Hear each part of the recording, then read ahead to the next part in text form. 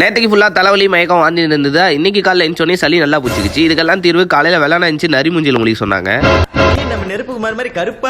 அதே பாசிட்டிவோட அப்படியே ஜிம்முக்கு போனேன். ஜிம்ல எல்லா ஒர்க் அவுட்டையும் ஆல்ரெடி முடிச்சனால இன்னைக்கு மிக்சிங்கை போட்டு வீட்டுக்கு வந்தோன்னே இந்த தக்காளி சாப்பாடு, சோயா, உருளைக்கிழங்கு எல்லாத்தையும் ஒரு கொத்து விட்டேன். கேஷுவலாக ஒரு வீடியோ எடுத்துன்னு இருந்தேன் நண்பர்களே. ஆனால் அது என் கூட இருக்க ஜீவனுக்கு பிடிக்கல போல. குறுக்க என்ன பண்ணே இருந்தது.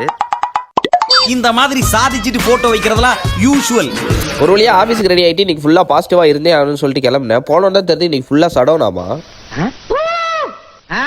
கரண்ட் சாயங்காலம் 6 மணிக்கு மேலே தான் வருமாமா. 6 மணிக்கு மேலே நான் வீட்டுக்கே கிளம்பிடுவேன். அதுக்கப்புறம் கரண்ட் வந்தா என்ன வரலனா என்ன.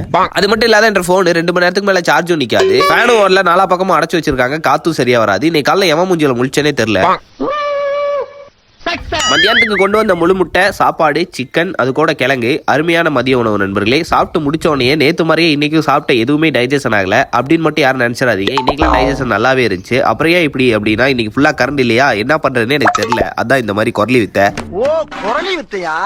நண்பர்களே, புத்தகம் படித்தெல்லாம் ஒரு மனுஷன் அடுத்த கடத்துக்கு கூட்டு போவோமாமா. அதனால சீக்ரெட் ஆஃப் சப்ளிமெண்ட் ஒரு புத்தகத்தை எடுத்து பச்சுன்னு இருந்தேன். பொம்மை தானே பாக்குறேன். ஒரு கட்டத்துக்கு மேல என்ன பண்றதுனே தெரியல. கரண்டும் போயிடுச்சு, தூக்கமும் வந்துடுச்சு. ஆனா கஸ்டமர் யாருன்னா வந்துருவாங்க, தூங்க முடியாது. அதனால போக்கிரி படத்துல பிரகாஷ்ராஜ் மாதிரி சுத்தின்னு இருந்தேன்.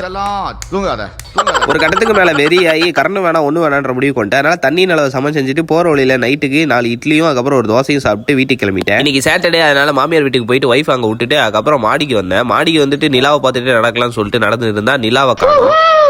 இன்று மோசமான நாள் தான், ஆனா நேற்றை விட மோசமான நாள் கிடையாது. நாளைக்கு நல்ல நாளா இருக்கும்னு நினைக்கிறேன். நன்றி.